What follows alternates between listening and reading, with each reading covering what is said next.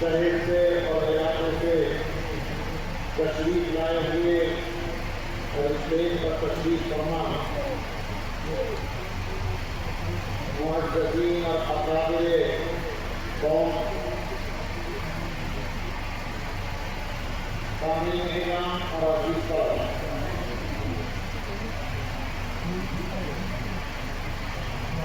اس دور دراز کے پہاڑی علاقے میں دوپہر کے راستوں سے گزرتے ہوئے اس مدرسے میں حاضر ہو کر اور اس اجلاس میں شرکت کر کے یقین کیجیے کہ بے پایا اور بے انتہا خوشی اور مسرت حاصل ہو رہی ہے۔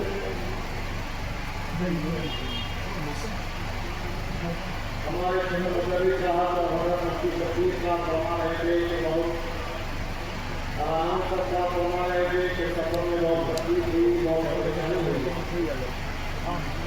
کوئی تکلیف نہیں، کوئی پریشانی نہیں۔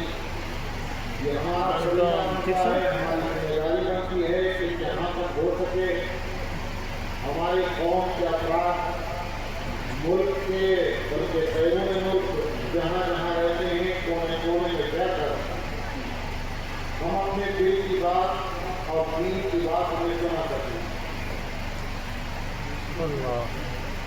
ہم تو عقیدے سے گزار ہیں، اس مدرسے کے صدر مدرس صاحب کے، مجلس عاملہ کے، کمیٹی کے ارکان کے، یہاں کے اساتذہ سے کہ انہوں نے ہمیں یہاں آ کر کچھ دین کی بات کرنے کا موقع عنایت فرمایا۔ دو تین باتیں ضروری آپ حضرات کی خدمت میں کرنی ہے۔ مجھے لگتا ہے کہ کچھ موسم بھی سرم فرمائی کر رہا ہے، کچھ گھومے ہونے بھی اور کچھ پانی کی بوساں بھی ہلکی پھلکی سے کہہ رہی ہے۔ دعا فرمائیں کہ کچھ کہنے سننے کا موقع اللہ تعالیٰ عنایت فرمائے۔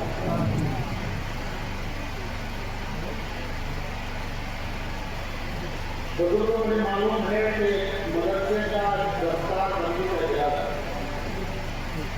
اور اس مدرسے کے چند طلباء کا پروگرام عربی تقریر، انگریزی تقریر، فارسی تقریر، اردو تقریر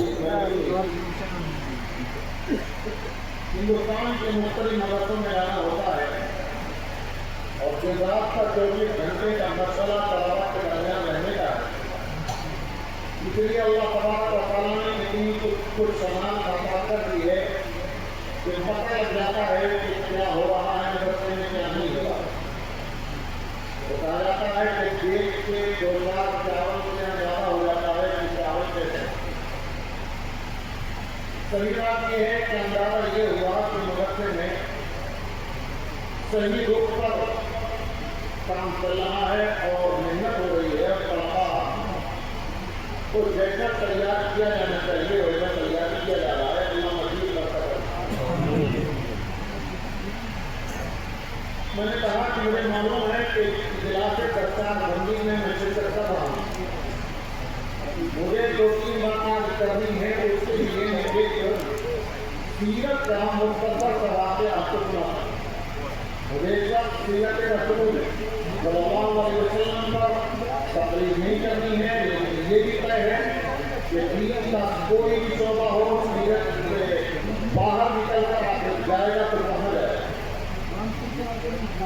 دین کا کوئی بھی شعبہ ہو اس میں رہنمائی ہمیں ملے گی تو سیرت سے ملے گی. مدارس میں رہنمائی ہو تو ہمیں اپنے سماج اور معاشرے میں رہنمائی ہو تو اگر ملے گی تو وہ سیرت سے ملے گی. وقت مختصر ہے، اس لیے کوئی تنظیمی لمبی چوڑی گفتگو کرنے کے بجائے ہمیں مقصد پر آتا ہے.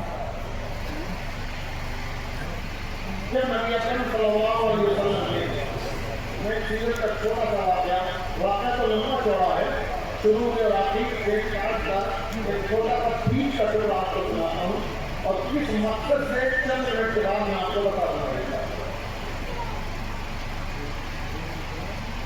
جب نبی اکرم صلی اللہ علیہ وسلم نے علیہ السلام دین کی دعوت دینا شروع کی، صفا پہاڑ پر کھڑے ہو کر مکے کے لوگوں کو بلا کر یقین کی دعوت کی اور ایک ایک قوم اور ایک ایک خاندان کا نام لے کر کے پکارا، اے خاندان قریش، اے خاندان بنو عدی، میرے قریب کو آؤ. انتہائی ضروری بات کہنا چاہتا ہوں.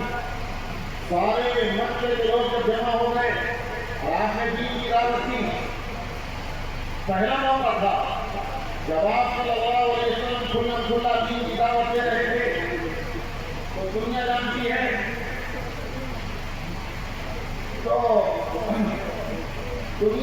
ہے کہ نبی اکرم صلی اللہ علیہ وسلم کا دعوت دینا تھا کہ زمین دشمن ہو گئی، آسمان دشمن ہو گیا، کوئی ساتھ دینے والا نہیں تھا. جب مسلمان ایمان قبول کیے ہوئے تھے دن رات ان کو ستایا جاتا تھا. جس قدر ستایا گیا ہے اس کی تفصیل بیان کرنے کا موقع نہیں ہے. پانی جب حد سے اوپر ہو گیا اور پانی سر سے اوپر نکل گیا تو نبی اکرم صلی اللہ علیہ وسلم نے مسلمانوں کو اجازت دی کہ کسی ایسے ملک میں آپ جا کر رہ سکتے ہیں جہاں راحت اور آرام کی زندگی گزارنے کے ساتھ ساتھ اپنے دین پر مکمل عمل کر سکتے ہیں. صحابہ نے اجازت ملنے کے بعد حبشے سے رخ کیا اور پہلی ہجرت حبشے سے طرف ہوئی. صحابہ کرام ملک حبشہ ہجرت کرتے چلے. یہ حبشہ وہی جگہ ہے جسے آج کل ایتھوپیا کہا جاتا ہے. جو ایتھوپیا کنٹری ہے آج وہی حبشہ ہے. تو صحابہ کرام ایتھوپیا چلے گئے. وہاں کے بادشاہ نجاشی عیسائی تھے، سیکولر رہتے تھے. انہیں سے کوئی لینا نہیں تھا کہ میرے ملک میں رہنے والے لوگ کس مذہب کو مانتے ہیں، کس دھرم کو مانتے ہیں، کیا عبادت کرتے ہیں، کس کی عبادت کرتے ہیں. امن و سکون کے ساتھ ہر شخص کو اپنے اپنے مذہب پر عمل کرنے کی اجازت تھی. صحابہ کرام وہاں چلے گئے. تقریباً 85 تعداد تھی حبشے کو ہجرت کرنے والے صحابہ. اور مختصر ترجمہ آ گیا. قریش کے کفار نے وہاں بھی نہیں چھوڑا اور شکایت لے کر پہنچ گئے. بادشاہ حبشے سے کہا کہ ان لوگوں کو ہمارے حوالے کر کے جائے، ہم اپنے ملک واپس لے لینا چاہتے ہیں، ہماری قوم کے غدار ہیں. واقعہ تفصیلی ہے، اس کا موقع نہیں ہے. چاہے حبشہ نے کہا کہ ایک طرف کی بات سن کر میں فیصلہ نہیں کروں گا، کل کو میں مسلمانوں کو بھی ان کو بھی بلاؤں گا، دونوں طرف کی بات سن کر پھر فیصلہ کر سکتا ہوں. اپنے نوکروں سے کہہ دیا کہ مہمان خانے میں گیسٹ ہاؤس میں ٹھہرا دو، مکے کے لوگوں کو ان کے کھانے پینے کا انتظام کرو اور شہر میں جہاں لوگ رہتے ہیں مسلمان ان کو اطلاع کر دو کہ کل وہ دربار میں آ کر کے بات رکھتے ہیں. اطلاع کرتی گئی. مشورہ کیا مسلمانوں نے. اس کا یہ ہوا کہ سارے مسلمان دربار میں رہیں گے لیکن مقدمے میں وکالت کریں گے حضرت جعفر تیار اللہ تعالیٰ جو حضرت علی رضی اللہ تعالیٰ کے بھائی. صبح کو دربار لگ گیا، مسلمان دربار میں پہنچ گئے. میں بار بار کہتا ہوں واقعہ تفصیلی ہے. جب سیرت کا کوئی موقع ہو تو اپنے کسی استاد سے کسی عالم سے کہیے گا اس واقعے کو تفصیل سے سنا کے آپ کو سنائیں گے. بہت عبرتناک واقعہ ہے. جب دربار لگا حضرت جعفر طیار رضی اللہ تعالیٰ مسلمانوں کی جانب سے مقدمہ لانے کے لیے وزیر بن کر وہاں تیار ہیں. شاہ حوضہ نے کہا یہ مکے کے لوگ تمہاری قوم کے لوگ ہیں، آپ کے خلاف شکایت لے کر گئے ہیں کہ ہمارے قوم کے غدار ہیں، آبا و اجداد کے مذہب کو چھوڑ کر ایک نئے مذہب پر عمل پیرا ہوتے ہیں، یہ ہمارے حوالے کر کے گئے. آپ اپنا موقف اپنا نظریہ بیان کیجیے، اپنے خیالات بیان کیجیے. آپ کس کو مانتے ہیں اور اس کا نظریہ کیا ہے، اس کا موقف کیا ہے؟ اس وقت حضرت جعفر طیار رضی اللہ تعالیٰ اسلام کی صحیح شکل اور صورت بادشاہ حبشہ کے سامنے بیان کرنے کے لیے کھڑے ہوئے. اسی کا ایک ٹکڑا سنانے کے لیے میں یہ بات کہہ رہا ہے. اب سنیے بیٹھا ہوں جو میری بات. حضرت جعفر طیار رضی اللہ تعالیٰ کھڑے ہوئے اور اپنی تقریر کی. عربی میں لمبی چوڑی تقریر ہے. شروع کا اجتماع یہ تھا، ایک ٹکڑا تھا جو میں سنانا چاہتا ہوں. کھڑے ہوئے وکالت کرنے کے لیے مقدمے میں اور یہ کہا ایھا الملک، اے بادشاہ، کننا اہل جاہلیہ، ہمیں جاہل قوم سے علم کی روشنی ہمارے پاس نہیں تھی. جہالت کے اندھیرے میں بھٹکتے تھے، نعبد الاصنام، بتوں کو پوجتے تھے، ونقاتل جنگ و جدال میں مبتلا رہتے تھے، نشرب الخمور، شراب پیتے تھے، وناکل الربا، سود کھاتے تھے، نسیء الجوار، پڑوسیوں کے ساتھ بدسلوکی کیا کرتے تھے، ونأتی الفواحش، زناکاری کے حیائی کے کام کیا کرتے تھے، پاک دامن عورتوں کے دامن کو داغدار کیا کرتے تھے. لڑکیوں کو عورتوں کو اتنا برا سمجھا جاتا تھا. سماج اور سوسائٹی میں اتنی بے حیثیت اور بے قیمت تھی کہ لڑکی اگر پیدا ہو جاتی تو زندہ لڑکی کو پکڑ کر گڈھا کھود کر کے دفن کر دیا جاتا تھا. اسے قتل نہیں کرتے تھے کہ قتل کر کے دفن کرنے. زندہ جیتی جاگتی لڑکی کا گلا پکڑتے گڈھے میں ڈال دیتے، اوپر سے مٹی ڈال دیا کرتے تھے. ہم رہزنی کیا کرتے تھے، لوٹ کھسوٹ کیا کرتے تھے، جھوٹ بولا کرتے تھے. کوئی گناہ ایسا نہیں تھا جو ہمارے اندر موجود نہ ہو. اگر دو لفظوں میں کہیے تو یہ کہا جا سکتا ہے کہ ہم انسانیت کی زندگی کو چھوڑ کر حیوانیت کی زندگی میں آ گئے تھے. ہم جانوروں سے اسی زندگی گزارتے تھے. انسانیت، اخلاق، کردار اور کسی کے ساتھ بھلائی اور محبت ہمارے دل و دماغ سے نکل چکی تھی. ایک جانور میں اور ہمارے درمیان میں کوئی فرق نہیں تھا. جیسے جنگل میں جانور زندگی گزارتے ہیں اسی طریقے سے ہم زندگی گزارتے تھے. اتنے میں ایک آدمی ہمارے درمیان سے کھڑا ہوا، ایک آدمی ہمارے درمیان سے کھڑا ہوا. اس کی 40 سال کی زندگی ہماری آنکھوں کے سامنے گزر چکی تھی. ہم نے کبھی اس کی زبان سے 40 سال کے اندر ایک لفظ بھی جھوٹ کا نہیں سنا تھا. کبھی ہم نے پوری زندگی میں اس کی جانب سے بے ایمانی، خیانت اور دھوکہ دھڑی نہیں دیکھی تھی. ہم نے کا بچہ جوان اور بوڑھا اس شخص کو امانتدار کہتا تھا، اس شخص کو سچا کہتا تھا. کوئی جھوٹ کا الزام لگانے والا نہیں تھا، کوئی بے ایمانی کا الزام لگانے والا نہیں تھا.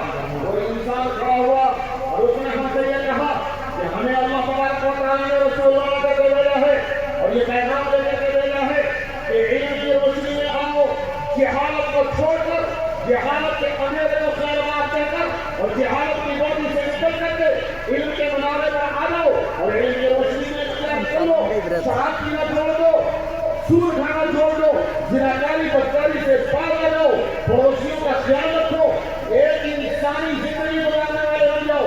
جانوروں کی زندگی چھوڑ کر انسانیت پر آ جاؤ. ہمیں اس کی بات اچھی لگی اور ہم نے اس کی بات کو قبول کر لیا. اس کے ہاتھ پر ہاتھ دے کر ہم نے بیعت کر لی، ایمان قبول کر لیا. انکار ہمارا رب سے لگانے اس کے علاوہ کوئی بیعت نہیں ہے. یہ پرانی جگہ میں ہے، جہالت میں ہے، زناکاری میں ہے، شراب پیتے ہیں، بت پرستی کرتے ہیں، ہم ان چیزوں کو چھوڑ سکتے ہیں. ہمارا ان کا یہ جگہ اس کے علاوہ ہمارا کوئی جگہ نہیں. پورا تفصیل سے واقعہ بیان کرنے کا میرے پاس موقع نہیں. آگے مقدمے میں کیا ہوا، نجاشی نے کیا فیصلہ کیا. نجاشی نے کہا کہ عیسائی بادشاہ تھے، بعد میں اللہ تبارک و تعالیٰ نے ایمان کی توفیق دی، مومن ہو گئے تھے، ایمان قبول کر لیا تھا. نبی اکرم صلی اللہ علیہ وسلم مدینے حاضر نہیں ہو پائے تھے، لیکن جب حبشے میں ان کا انتقال ہوا، حضرت جبرائیل نے نبی اکرم صلی اللہ علیہ وسلم کو اطلاع دے دی کہ شہر حبشہ کا انتقال حبشے کے اندر ہو چکا ہے.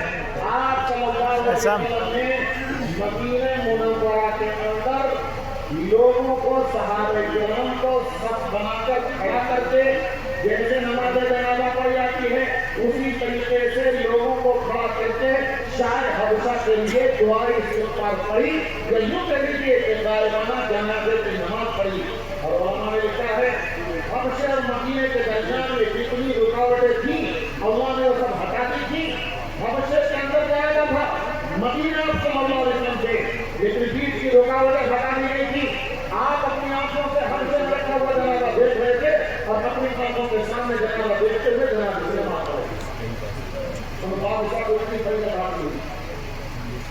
میں نے کہا ہے بابا کو مجھے سورج کی تقریر نہیں کرتی. اب سنیے میں نے واقعہ کیوں سنایا ہے اور کسی مقصد سے میں نے یہ بات چھیڑی. ایک بات پھر سنی. حضرت جعفر طیار نے کہا کہ حضرت سنتے رہیے گا. انہوں نے کہا کہ ہم جاہل تھے، علم نہیں تھا. انہوں نے کہا کہ ہم بت پرستی کرتے تھے، زناکاری بدکاری کرتے تھے، شراب پیتے تھے، سود کھاتے تھے، لڑکیوں کو برا سمجھتے تھے، پاک دامن عورتوں کے دامن کو داغدار کیا کرتے تھے، جنگ و جدال کے اندر مبتلا تھے، رہزنی کیا کرتے تھے، لوٹ کھسوٹ کیا کرتے تھے. آپ کے سامنے میں یہ واقعہ اس لیے سنایا ہے. آپ میری بات پر توجہ مانیں.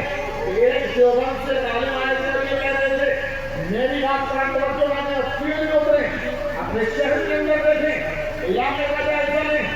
میں نے یہ واقعہ اس لیے سنایا ہے کہ یہ جو گناہ جو حضرت جعفر طیار رضی اللہ تعالیٰ عنہ نے بیان کیے، جو نبی اکرم صلی اللہ علیہ وسلم کے نبی بنانے سے پہلے کے تھے اور نبی کے بعثت سے پہلے کے ہیں، زمانے جاہلیت کے ہیں.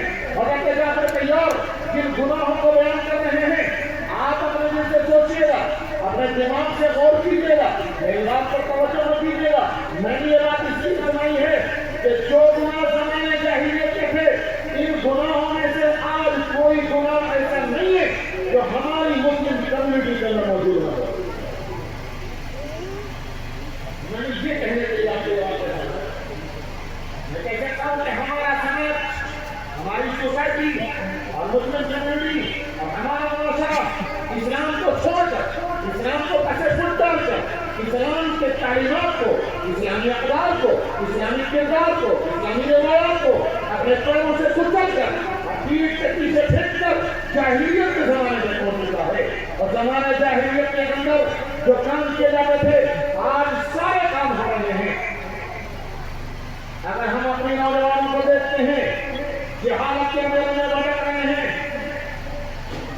سوال کے اندر کتنے مسلمان ہیں، ڈوڈا شہر قریب میں کتنے ہیں، اور دیہات اور علاقے کے اندر کتنے مسلمان ہیں. ابھی ہمارے نبی صاحب نے کہا کہ 100 طلبا کی دستار بندی ہوگی. میں نے مفتی شفیع صاحب سے پوچھا کہ یہ 100 طلبا کتنے دنوں کے ہیں. روزان میں 2012 سے اب تک انہوں نے آفس کیا ہے. آپ ذرا غور کریں کہ کتنے مسلمان علاقے کے اندر اور 12-13 سال کے اندر صرف 100 حافظ ہو اور مدرسے سے 100 حافظ فارغ ہو. کہ ہماری یہ توجہ نہیں ہے کہ ہم اپنی نسلوں کو دین اسلام سے دور نہیں رکھ رہے ہیں، کہ ہماری نوجوان نسل اتنی ہے کہ 100 حافظ ہو. صرف اس مدرسے سے 12 سال کے اندر کم سے کم 12,000 حفاظ تیار ہونا بھی چاہیے. ہمیں اپنی اولاد کو مدرسے سے چھوڑ دینا چاہیے تھا.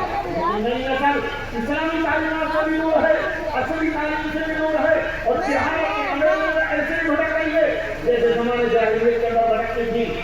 اور میرے دوستوں، حضرت جعفر طیار نے دوسری بات آدمی کہیں نہیں کہ خود پرستی میں ہم لوگ کراتے نہیں مانتا ہوں کہ ہم لوگ ہمارے نوجوان لڑکے ہماری نئی نسل ہماری نئی نسل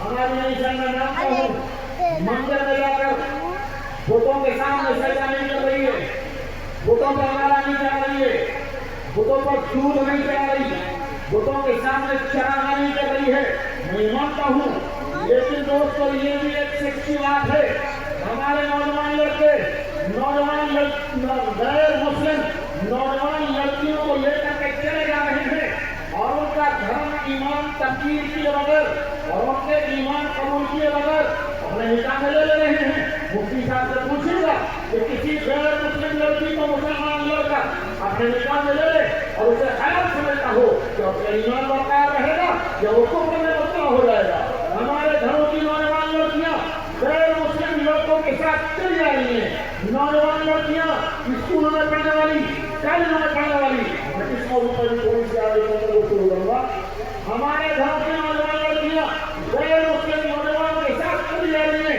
اور ان کے دھرم کے مطابق ان کے مذہب کے مطابق ان کے رسم و رواج کے مطابق مندروں میں جا کر ان کے چاروں طرف 7 چکر لگا کر کے ان کے رسم و رواج کے مطابق غیر مسلم لڑکوں سے نکاح کر لیتی ہیں شادی کر لیتی ہیں کہ 7 چکر لگا کر مندر میں جا کر غیر مسلم لڑکے کے ساتھ شادی کر لینے کے بعد بھی ہماری نوجوان بہن کا ہماری نوجوان لڑکی کا کیا ایمان برقرار رہے گا ہم مانتے ہیں کہ بتوں میں پورا کرنے کے لیے نوجوان نہیں جاتے کیا یہ حق ہمیں دو قرآن نہیں ہے کیا ہماری نئی نسل ایمان کو چھوڑ کر کفر کے چمچل میں پھنسی نہیں چل جائے گی اور میں کہاں پر بات کروں بڑے یہاں پیجا میں سنا تھا ہم شراب پیتے تھے آج نئی نسل کو لے لیجیے ہو سکتا ہے کہ آپ کے لیے قسم سے کچھ کم ہو میری معلومات کے مطابق میں انڈیا کے کونے کونے میں ہم لے جاتا ہوں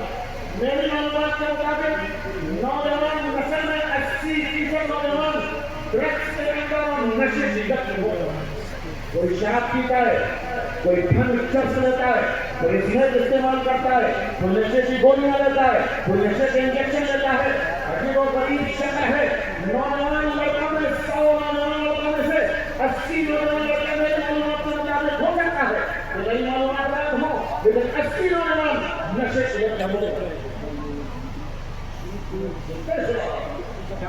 دلی سے آگے جواب پہ آتا ہے ہماری قبیلی جماعت جو دنیا بھر میں کام کرتی ہے حضرت مولانا محمد الیاس صاحب رحمۃ اللہ علیہ ہمارے کام جو کے قابل ہیں حضرت شیخ الہند کے شاگرد ہیں رحمۃ اللہ علیہ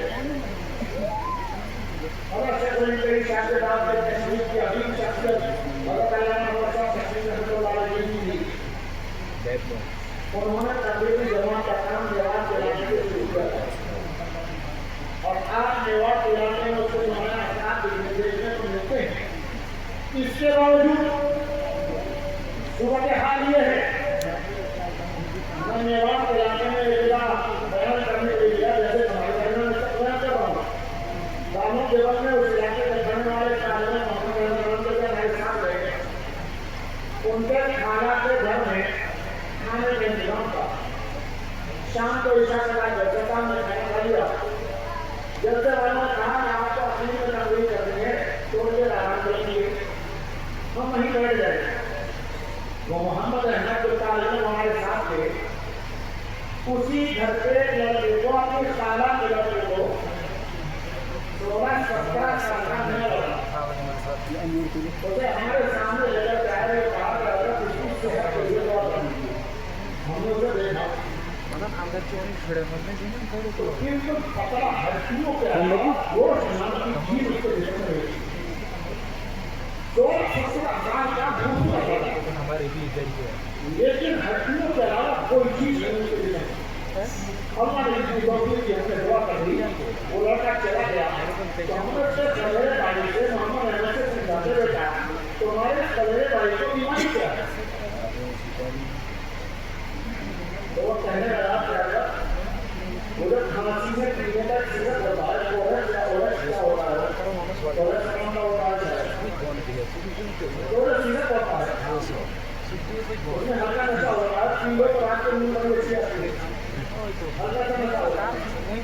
کہنے لگا کہ میرے بھائی کو پھانسی کے سیرت کے ذریعے نشہ کرنے کی لت پڑ گئی۔ ایک ایک دن میں سیرت کی 4 بوتل پیتا ہے، پورک سیرت کی 4 بوتل پیتا ہے۔ وہ 4 بوتل پینے کی وجہ سے اس کے پھیپھڑے خراب ہو گئے ہیں، سینے کے اندر کا نظام بگڑ گیا ہے، دلی کے ملا ہوا ہے، لیوان چلا کر کہنے لگا کہ دلی کے تمام بڑے بڑے ڈاکٹروں نے دیکھ لیا اور سب کو دکھا دیا، سب نے جواب دیا ہے۔ اور گرو گرام کے ڈاکٹر نے علاج کرنا شروع کیا ہے۔ وہ کہتے ہیں کہ محنت ہم کرتے ہیں، کوشش کرتے ہیں، یہ گارنٹی کسی بات کی نہیں ہے کہ ان کے پھیپھڑے صحیح ہوں یا ختم ہو جائیں، اور کچھ پتا نہیں کہ اس لڑکے کے ساتھ کس وقت میں کیا حادثہ پیش آ جائے، کس وقت کی دنیا سے چلا جائے۔ تو نوجوان لڑکے کیسے کیسے نشے کی لتوں میں مبتلا ہیں، میں یہ بتانا چاہ رہا ہوں۔ اور سنیے، جہاں تک بات ہے زنادانی گرفتاری کی، تو جب سے یہ موبائل ہمارے ہاتھوں میں آیا ہے اور نوجوان نسل کے ہاتھ میں، نئے لڑکوں کے ہاتھ میں جب سے یہ موبائل آیا ہے، اس موبائل کے اندر فیس بک پر، انسٹاگرام پر تقریباً کون سے گرام ہے، ہم تو موبائل کو زیادہ چلانا نہیں جانتے، ایک بار سے ہے اسی سے دماغ خراب ہوتا ہے، اسی کے جواب دیتے ہوئے ہم کر لیتے ہیں۔ اس کا ضرور جب بھی کھولتے ہیں 50 سال میں بھی ہوتے ہیں، کوئی مسئلہ سن رہا ہے، کوئی جماعت کا مسئلہ، کوئی کلام کا مسئلہ، کوئی زمین کا مسئلہ، کوئی فروغ کا مسئلہ، ہم جواب دیتے رہتے تھکے رہتے ہیں، جہاں تک ہمیں سکون ہے، ہمارا چنتا نہیں ہو رہی۔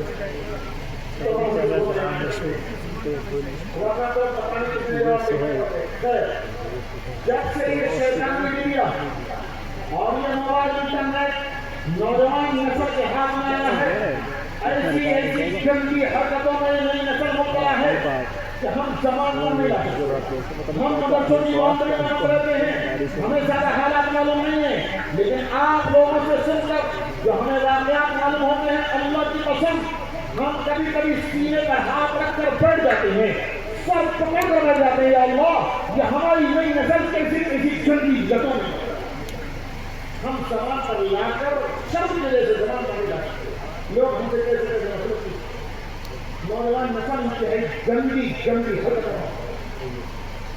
خیر، میں یہ سماج کا رہنما ہوتا ہوں، سوسائٹی کی برائیوں کو بیان کرتا ہوں، یہ مسئلہ چاہیے نہیں ہے۔ ہم نے دوسری بات کی طرف آؤں، میں نے آپ سے کہا کہ دو تین باتیں بیان کرنی۔ ایک بات میں نے رکھی ہے، آپ کے سامنے میں آئینہ رکھا ہے سماج اور سوسائٹی کا۔ سماج اور سوسائٹی انتہائی غلط راستے پر پڑی ہوئی ہے۔ نبی اکرم صلی اللہ علیہ وسلم نے راستہ دکھایا تھا، اس راستے کو چھوڑ کر ہماری نئی نسل غلط راستہ پکڑ چکی ہے اور غلط راستہ اختیار کر چکی ہے۔ مسئلے کا حل کیا ہے؟ علاج کیا ہے؟ ہمیں علاج پر غور کرنا ہے۔ اگر ہم بیماری کو بیان کرتے رہیں اور علاج نہ کریں تو لوگ ہمیں پاگل کہیں گے۔ ہم کسی کے ساتھ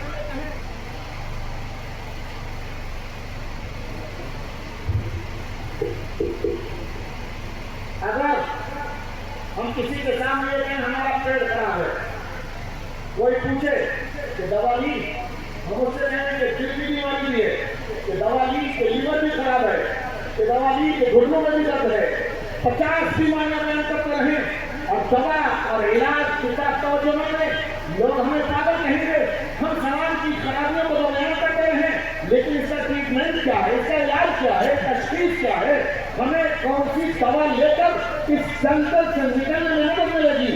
اگر ہم علاج کی طرف توجہ نہیں دیں گے، ہماری نئی نسل بھٹک چکی ہے، بھٹکتی رہے گی۔ اگر ہم نے اپنی نئی نسل کو نہ پکڑا اور نہ کھانا، اگر اس کا ہاتھ پکڑ کر غلط راستے پر چلنے سے نہ ہوگا، اللہ کی قسم چند سال کے بعد یہ ہماری نئی نسل ہمارے ہاتھوں سے نکل چلے گی، بلکہ نکل چکی۔ علاج بیماری کوئی نئی نہیں ہے، بیماری پرانی ہے تو علاج بھی پرانا ہے۔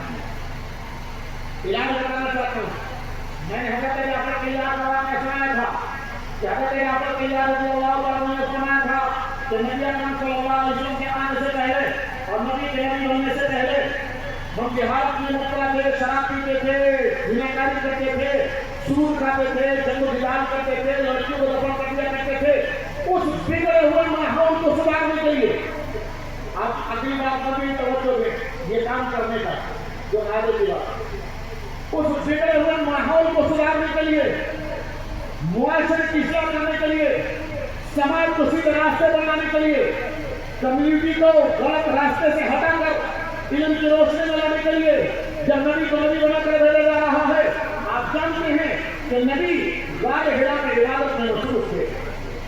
آقا صلی اللہ علیہ وسلم غار حرا میں عبادت میں مصروف تھے۔ اللہ تبارک و تعالیٰ ان کو نبی بنا رہے ہیں، رسول بنا کر بھیجا جا رہا ہے، ذمہ داری دی جا رہی ہے جہالت سے نکال کر علم کی روشنی میں لانے کی۔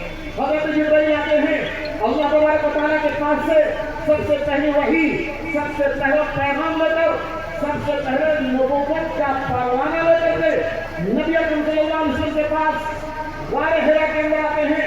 یہ قرآن موجود ہے، بڑی سی تیاری کے ساتھ کہتا ہوں، آپ کو بات عجیب سی لگے گی لیکن گارنٹی کے ساتھ کہتا ہوں، پوچھیں علماء سے، حضرت جبرائیل جب آتے ہیں پہلا پیغام لے کر کے نماز کا حکم لے کر کے نہیں آئے، روزے کا حکم لے کر نہیں آئے، زکات کا حکم نہیں آئی، حج کا بھی حکم نہیں آئی۔ میرا ایمان ہے، میں جانتا ہوں کہ اسلام کی یہ بنیادی ارکان ہے اور اسلام کے اندر ان چاروں کی اہمیت کلمے کے بعد سب سے زیادہ ہے۔